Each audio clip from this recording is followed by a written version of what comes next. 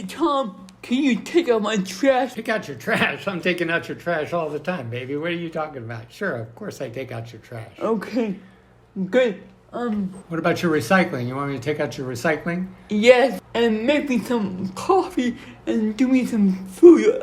Make you some coffee and some food and some water and some Miralax. Yeah. And wash the toilet and wash the shower. And massage my neck. And massage your neck. Yeah, that was a lot of fun. I really enjoyed that. Me too. So, Amanda, we've been doing this work together, you and I, for about 10 years, right? Performing? Yeah. But now this isn't performing, although we are performing right now. Yeah. And we're performing about needs. Yeah, we are. And the reason we're performing about needs is because we both need stuff. We both do need stuff. That's true. I need money. And I need help. And you need help. And you weren't having help for a while. No. And so that... And so we decided to merge our two needs into a mutual beneficiary. Yeah, I'm not sure what you just said. Sometimes that happens. We are creating a period for Amanda to bear some of her own weight, to stretch, to use her legs and feet and hips and knees, to exchange some amount of weight with me. For as I am having her lean into me, I am also leaning into her. To proceed to the toilet, the adaptive stroll. This is one of those improvisational moments when we are immersed in the process of discovery, exploring the use of her legs, of gravity, of support that is always new and gathers our complete attention. The walk on the wild side.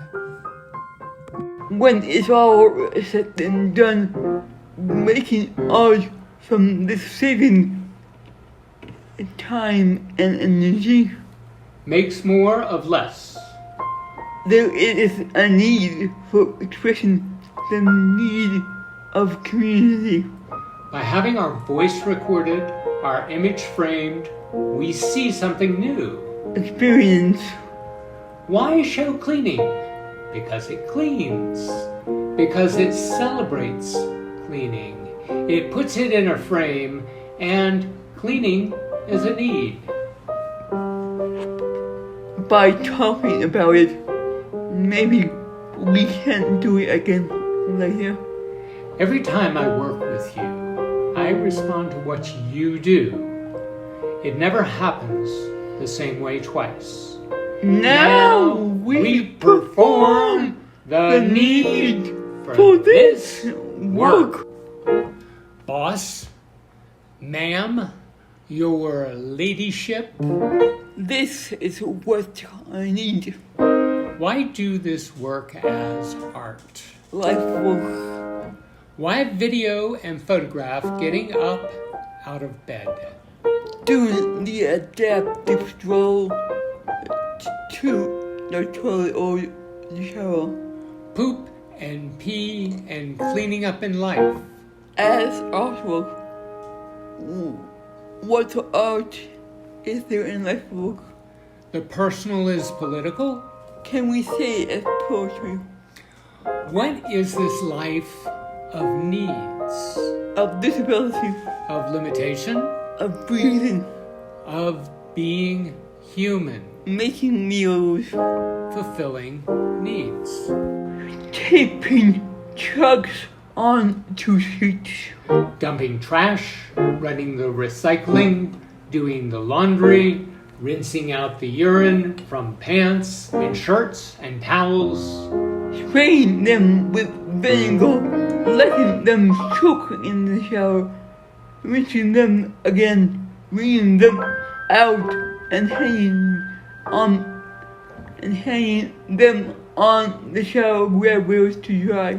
Then spraying the shower down with cleanser and rinsing the smell of urine down the drain. What does this have to do with art? Quality of life Is this you or someone in your life? We are all temporarily able-bodied on our way to limitations. What does this need say to you? There are always questions which Tom asks Amanda. Sometimes to her annoyance, but to Tom it's a need. What do you need? What do you need? What do you need? Are you okay? Are you balanced? Do you feel safe? How does this taste? Does this look right? On those days when I don't have help, I wake up and immediately feel the urge to pee. So I try to get my covers off towards the foot of my bed. Then I attempt to wiggle and wrangle myself off my bed. Most of the time, I don't make it. I end up peeing on the truck that's taped to my bed. On the rare occasions that I make it to the floor, then I'm going to grab a truck from the bedside commode, which does not work for me, and put it underneath my butt without leaning too far in any direction. If I do lean too far, then I'm on the floor with a big puddle of pee.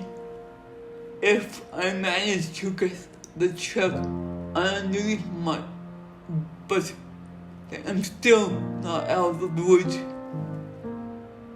If I happen to shift positions, or if there is a lot of pee, it'll get on the floor. After I'm sure that all the pee is out, I rip off my diaper. I either put it on my bed or on the bedside commode, along with the pee-soaked truck. Then comes the task of getting into my wheelchair. Getting into my wheelchair, if I'm in the bed, is a lot easier than getting in my wheelchair from the floor. When I'm in bed, I get my legs over the edge of my bed. Then I struggle to get the rest of my body to sit up. It usually takes at least 3 or 4 times to get me up. Once I'm up, I unplug my wheelchair and get in front of me. Then I pivot and sit. Getting into my wheelchair from the floor is considerably more challenging. If there is a pot of pee on the floor, then I grab a truck from the bedside commode and I'll try to mop it up. Then I'll unplug my wheelchair and drive it away from the pee. I used to be able to get in my wheelchair from the floor with relative ease. Now, however, I think I would just go into the bathroom on my knees while driving my wheelchair in front of me. When I get into the bathroom, I attempt to stand and get onto the toilet. If I don't have socks. For this will be a breeze. Once I get onto the toilet, I'll pull my wheelchair up and get as close to the toilet as possible. Pivot and sit. I generally sleep in the shirt I want to wear that day. However, if I get pee on it, obviously I need to change it. I do this by buttoning on the shirt on my left shoulder so I can get it started over my head. Then I grab the shirt with my left hand and pull it over my head. Then I wiggle my arms out while I'm sitting on the toilet, or once I've managed to get in my wheelchair, I'll take some wet wipes and do my best to clean from the pee. Put it on so it's easy. I just put in my right arm first. Always do the right arm first. Then I just pull the shirt around up to around my elbows, and then I guess I left arm in. This involves biting on the shirt, and then I get my head in. I typically wear loose-fitting shirts on the days when I don't have help because it's a lot easier. Getting on pants and diaper is a heck of a lot easier in the cooler months than it is when I'm hot and sweaty. I sit up in my chair, in my wheelchair, and I grab a diaper and some pants. Then I put my right leg in and pull them up to the knee. Then I work on my left leg. Once I've gotten them to my knees, I drive my wheelchair up to the wall and get it to where it's facing it. Then I arch my back, getting my butt off the seat. Then I pull them up through both my diaper and my pants. Get a little bit twisted, mainly on the right side, but that just goes with the territory.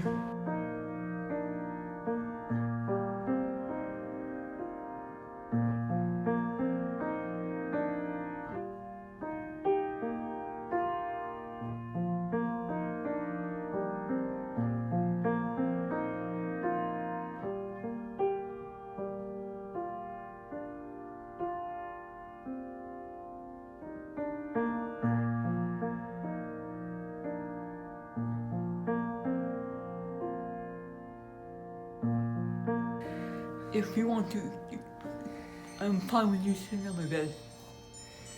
If you need to. If you want to, you're fine with. She's fine with you sitting on her bed. If you want to or need to. Okay. Is that good? See, I repeat what she says too. Not all the time. Okay, so I'm gonna hang this up. Yeah. Did you hear what I said? No. I said, not all the time, I hope. Now you always. Not all the time, I hope. Not all the time. He doesn't repeat me all the time. No. I hope. That would get a little tedious. Oh yeah. And annoying. Mm-hmm. Okay. So I'm going to go back and cook. Okay. Is that right? Yeah. Still got that to do. Please turn off the light.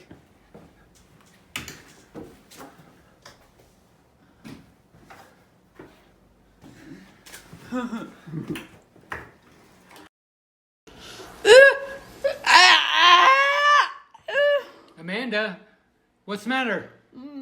My social worker threatened to call the technical ACS on the Adult Protective Services because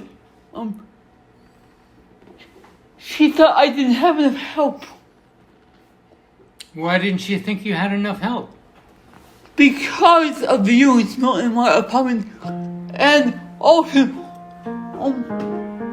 yeah. Do you think you had enough help? I think I was. I think I would help. Yeah. Yeah, I did. Yeah. Yeah, I was fine. Yeah. Were you working it out? I was in the process of working it out. What would it mean? What would happen? It would mean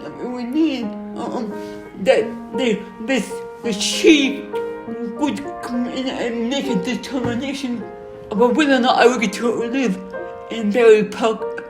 Well, I thought living in Battery Park was one of the things that you love because of where it is in Asheville, and I do. That's why I'm so pissed off. She was going to try to take away my independence. so she was going to take away your independence, and that's really important to you. It's crucial. It's a part of your community. Yeah. It's also part of your creativity, isn't it? Yeah. Oh yeah. And also,